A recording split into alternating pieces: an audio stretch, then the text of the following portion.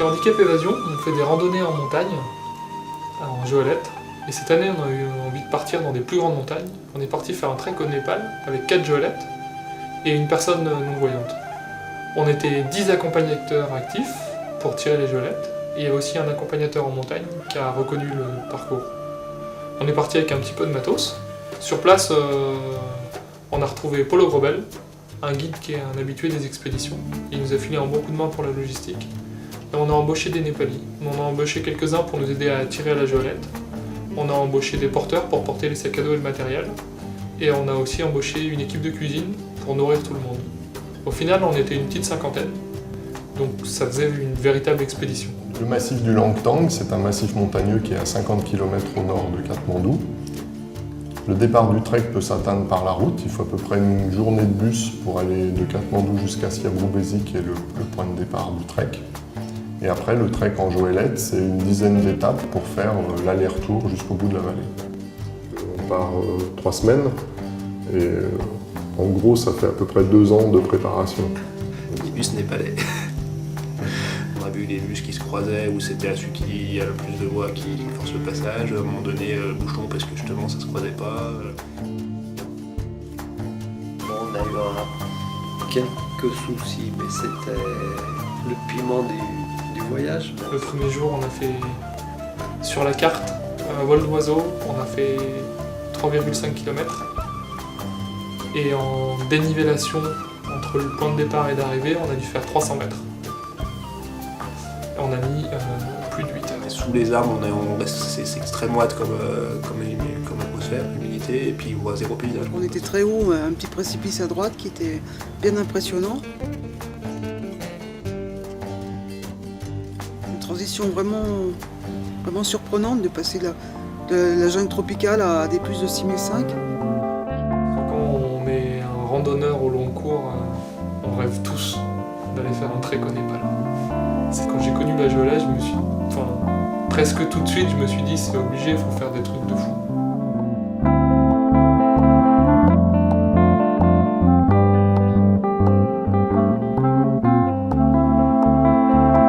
Et que tu vois tous ces paysages qui sont extraordinaires, magnifiques, et dans un autre monde où tu te sens plus libre.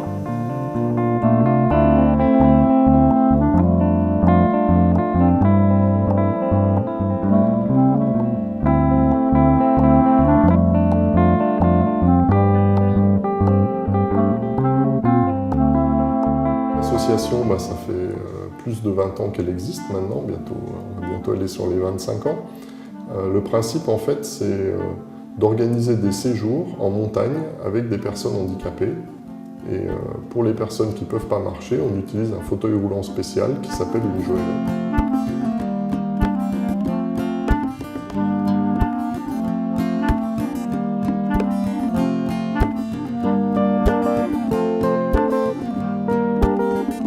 Un peu comme une cordée en alpinisme, c'est-à-dire qu'il faut un passager bien sûr, mais il faut aussi une personne derrière, une devant. 2, 3, voire 4, pourquoi pas 5.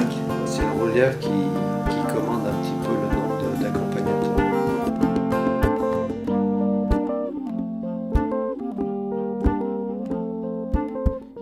On ne peut pas tout seul en fait ressentir ce qui se passe au niveau de l'équipage complet.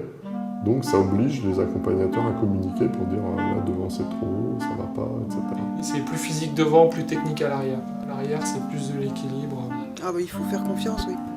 Nous, on est avec des pros, des costauds et bien habitués, donc on sait qu'on craint rien. Là, j'ai dit tiens, ça va être un peu plus physique, un peu plus sportif. En plus, ça rend service à des gens. Et puis, si un jour j'ai un accident de voiture, je serais bien content que ça existe en plus. Donc je me suis dit, allez, on se lance dedans. Comme j'aime beaucoup la montagne, et puis parfois on se dit il faut faire quelque chose pour les autres. J'ai refait cet été la Vanoise, donc c'était mon pays natal. Je l'ai fait autrement qu'en marchant, mais c'est quand même très beau. Le premier pas, peut-être plus difficile, puis j'ai quand même osé essayer, puis je suis resté. Le premier jour, tu es là, mais qu'est-ce que je fais là? Est-ce que c'est pour moi? C'était un peu dur au début, et puis en fait, à la fin du séjour, c'est quand le prochain, je signe tout de suite. Donc on partage le fait d'aller bivouaquer à un endroit, de dormir dans un refuge, de devoir aider les personnes handicapées à manger, éventuellement à faire leur toilette, etc. Donc c'est vraiment un aspect qui est important et qui est un peu unique sur le fait de faire des séjours. Après, les premiers pas sont un peu, on ne sait pas ce qu'il faut faire pour aider, pas aider, on ne se rend pas compte de tout ce que ça implique. Et puis petit à petit, on lui dit, tiens, juste un petit coup de main là, ça va nous aider, et puis après ça va être naturel.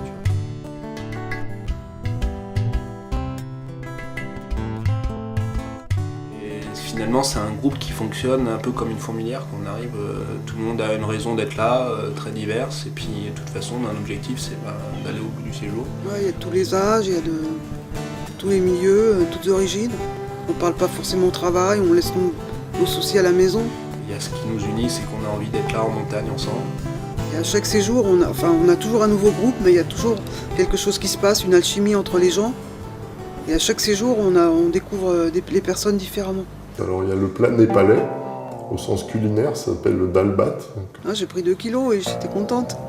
C'est que des légumes et du riz. Le vrai plat népalais, c'est pas ça. C'est quand tu arrives à l'altitude de laquelle tu es parti. Faire 1000 mètres de dénivelé, ça compte pas, c'est du plat. Au milieu, on ne sait pas ce qu'il y a.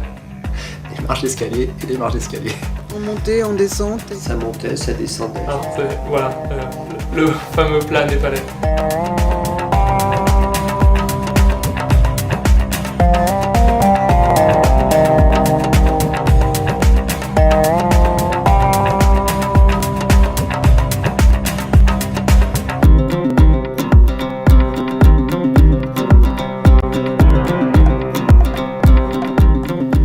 Des balcons qui ont, en plus d'avoir des passages raides, il y avait des passages, je pense qu'on peut les appeler un petit peu aériens. Et le sentier, en fait, c'est des pierres qui sont posées. Il y en a une, puis ensuite il y en a deux, puis plus en plus. Et à la fin, ça fait un sentier, et nous, on passe sur le sentier. Voilà, et là-dessus, on passait des fois à 2 ou 3 de front. Il y a Annie, donc, qui est aveugle, et Kat, qui avait le vertige. Donc il y a Kat qui a dit à Annie, écoute, je fais comme moi, ferme les yeux. Et on met la main sur la paroi de droite et on y va.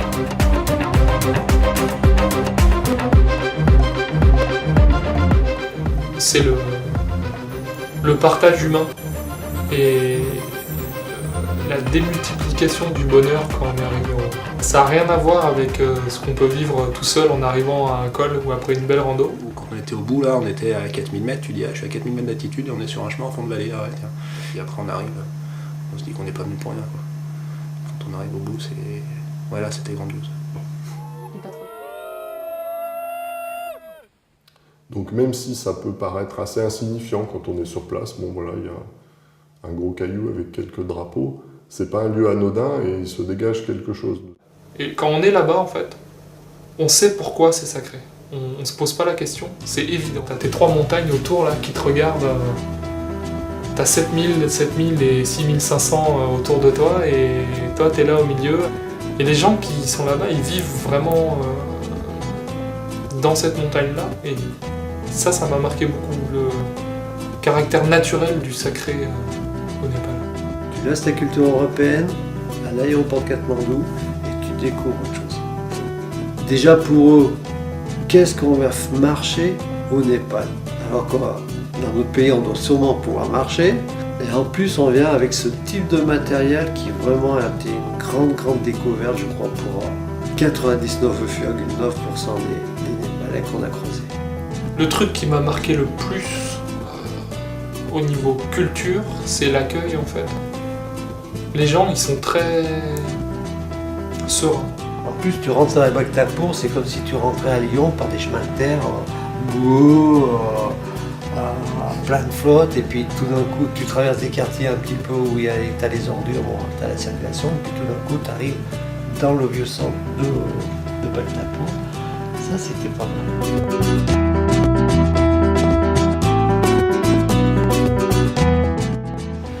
C'est une super expérience, surtout que ça s'est bien passé à peu près comme on avait imaginé, donc ça c'est une vraie satisfaction de voir qu'on arrive un peu à maîtriser notre sujet et à réaliser ce genre d'expédition.